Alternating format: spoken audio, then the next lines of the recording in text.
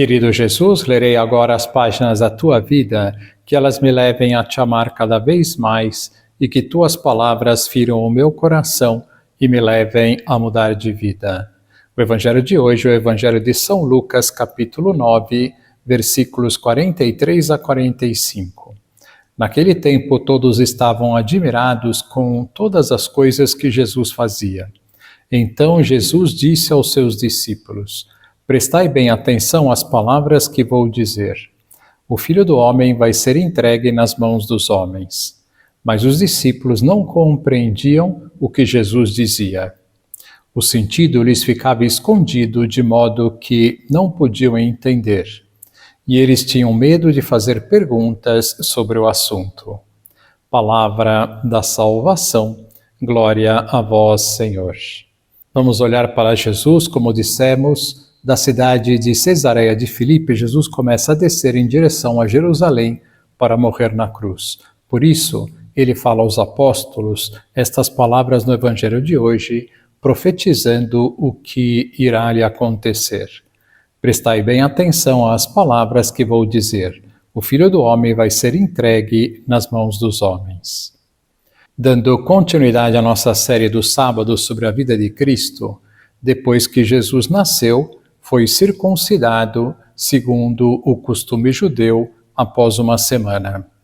40 dias depois foi ao templo em Jerusalém para ser apresentado a Deus.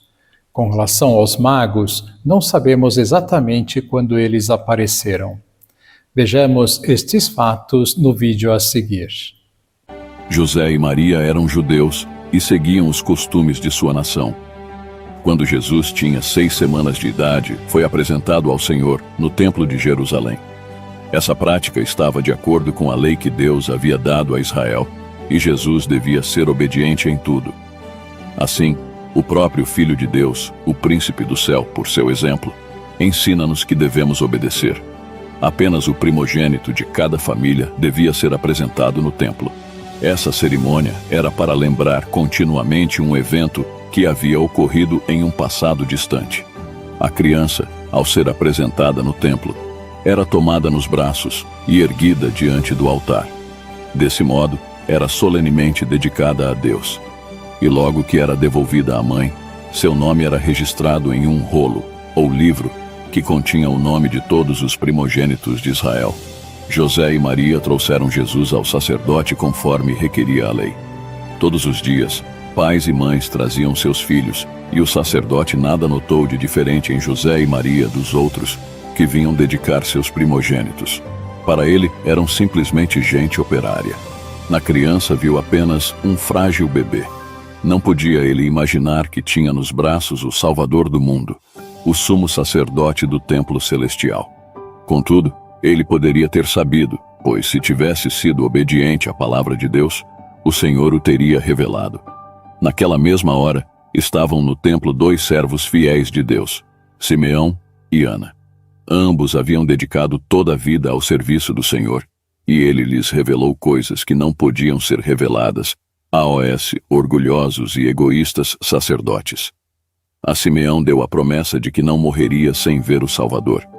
Assim que viu Jesus no templo, ele sabia que aquela criança era o Messias prometido. Uma luz suave e divina iluminava o rosto de Jesus e Simeão. Tomando-o nos braços, louvou a Deus dizendo: Agora, Senhor, podes despedir em paz o teu servo, segundo a tua palavra, porque os meus olhos já viram a tua salvação, a qual preparaste diante de todos os povos, luz para a revelação aos gentios, e para a glória do teu povo de Israel. Ana, uma profetisa, chegando naquela hora, dava graças a Deus e falava a respeito do menino a todos os que esperavam a redenção de Jerusalém. Maria, mãe de Jesus, meditava em silêncio a respeito da importante profecia de Simeão. Ao olhar o menino em seus braços, lembrou-se do que os pastores de Belém haviam dito, e seu coração transbordou de gratidão e viva esperança. As palavras de Simeão trouxeram-lhe à lembrança a profecia de Isaías. Sabia que aquelas maravilhosas palavras referiam-se a Jesus. O povo que andava em trevas viu grande luz, e aos que viviam na região da sombra da morte, resplandeceu-lhes a luz.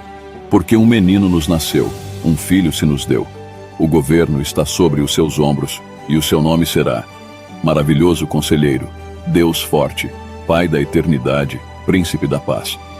Era desejo de Deus que seu povo soubesse a respeito da vinda de seu Filho ao mundo. Os sacerdotes deviam ter ensinado o povo a esperar o Salvador. Porém, eles próprios não sabiam sobre a vinda do Messias. Por isso, Deus enviou seus anjos para anunciar aos pastores que Cristo havia nascido e onde eles poderiam encontrá-lo. Assim, quando Jesus foi apresentado no templo, havia ali pessoas que o receberam como o Salvador. Deus preservara a vida de Simeão e Ana para que tivessem o feliz privilégio de testificar que Jesus era o Messias prometido. Deus desejava que não só os judeus, mas também outros povos, soubessem que o Messias havia chegado. Em um distante país, no Oriente, habitavam homens sábios que haviam estudado as profecias sobre o Messias e acreditavam que o tempo de sua vinda era chegado. Os judeus chamavam esses homens de pagãos, todavia, eles não eram idólatras. Eram pessoas honestas que desejavam conhecer a verdade e fazer a vontade de Deus. Deus vê o coração, por isso sabia que esses homens eram confiáveis.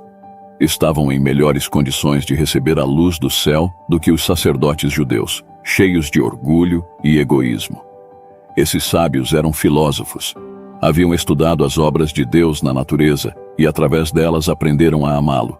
Estudavam os astros e conheciam-lhes os movimentos. Apreciavam observar os corpos celestes em sua marcha noturna e, se descobrissem alguma estrela nova, considerariam isso como um grande acontecimento. Naquela noite, quando os anjos vieram aos pastores de Belém, os magos notaram uma luz estranha no céu. Era a glória que circundava aquele grupo de anjos. Quando a luz se dissipou, viram no céu o que parecia ser uma nova estrela. Naquele momento, lembraram-se da profecia que diz: uma estrela procederá de Jacó, de Israel subirá um cetro. Com isso, decidiram acompanhá-la e ver aonde ela os levaria. A estrela guiou-os até a Judéia. Porém, quando se aproximaram de Jerusalém, sua luz tornou-se tão tênue que não puderam mais segui-la. Supondo que os judeus pudessem indicar-lhes o caminho até o Salvador, os magos entraram em Jerusalém e perguntaram: onde está o recém-nascido rei dos judeus? Porque vimos a sua estrela no Oriente e viemos para adorá-lo. Tendo ouvido isso, alarmou-se o rei Herodes, e com ele toda a Jerusalém. Então, convocando todos os principais sacerdotes e escribas do povo, indagava deles onde o Cristo deveria nascer. Em Belém da Judéia, responderam eles, porque assim está escrito por intermédio do profeta. Que lição nós podemos tirar da vida de Cristo? A exemplo dos magos, saibamos deixar tudo para ver Jesus, para ir ao encontro de Deus. Ele é a estrela da nossa vida. De modo concreto, façamos o esforço, todo domingo, de ir à missa, onde Deus se encontra verdadeiramente de modo muito especial. Agora vos dou a bênção para este dia, a bênção de Deus Todo-Poderoso, Pai, Filho e Espírito Santo, esteja sempre convosco e permaneça para sempre. Amém.